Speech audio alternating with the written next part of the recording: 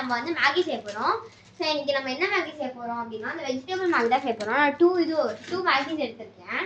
First இதை on பண்ணி எடுத்துக்கலாம். அவன் வந்து எல்லாம் வழக்கமாக ஏதாச்சும் ஃப்ளாட்டான கரண்ட் எடுப்பாங்க. நான் குழியான கரண்ட் எடுத்துக்கலாம். மேகி எடுத்து போகிறதுக்கு எனக்கு வந்து இதான் ரொம்ப ஈஸியாக இருக்கும். ஸோ பை த வே நான் வந்து ஒரு சில்வர் தட்டு எடுத்துக்கிறேன். இது வந்து நான் ஏன் சொல்கிறேன்னா இது வந்து நம்ம டக்குன்னு ரெடி ஆகிறதுக்கு நிறைய வாய்ப்பு உண்டு. இந்த மாதிரி வரணும். நல்லா கொதிக்குது பார்த்தீங்களா? இது வந்து இந்த நேரத்தில் தான் இந்த மாதிரி ஒரு ஸ்லிம் அளவில் வச்சுக்கணும். அதுக்கப்புறம் நான் அந்த மாதிரி என்ன பண்ணுறேன், இந்த மாதிரி மேகியெல்லாம் எடுத்து வச்சுட்டு தனியாக எடுத்து வச்சுட்டு பொடியெல்லாம் மட்டும் தனியாக எடுத்து வச்சுட்டேன். நாங்கள் வந்து 2 மேகி செய்ய போகிறோம். இருக்க முடியல. ஸோ இங்கே இருக்க மேகிலாம் அவ்வளோலாம் டேஸ்ட்டாக இருக்காது. பட் மேகி அப்படின்றது நம்மளால் பார்க்க முடியும்.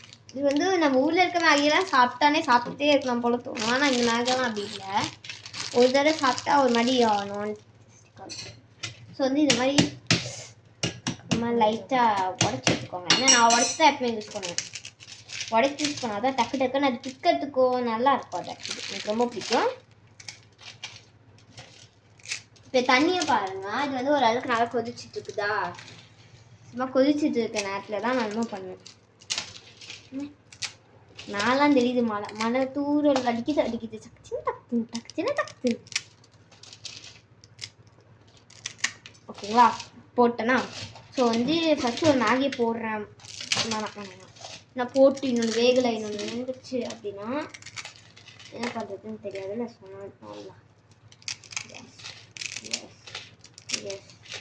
எஸ் ஃபினிஷிங்காக இப்போ நான் முடிக்க போகிறோம். உப்மாவா செய்கிற நூடுல்ஸ் தானே செய்கிறேன்.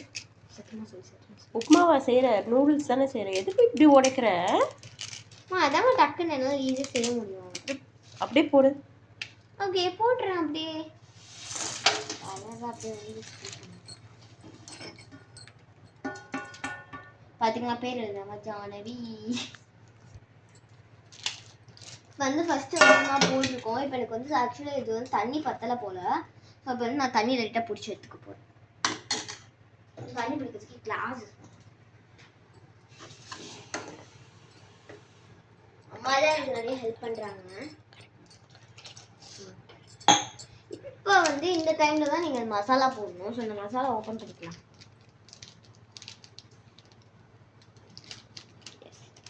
ஓப்பன் பண்ணியாச்சு. ஸ்மூத்தாக ஓப்பன் ஆயிடுச்சு. பரவாயில்ல. இன்னும் அழகாக ஓப்பன் ஆகிடுச்சு பாருங்கள் மசாலா. ஸோ இது அப்படியே வந்து இந்த மாதிரி எல்லா இடத்துலையும் ஸ்ப்ரெட் பண்ணுற மாதிரி கொட்டி எடுத்துக்கோங்க.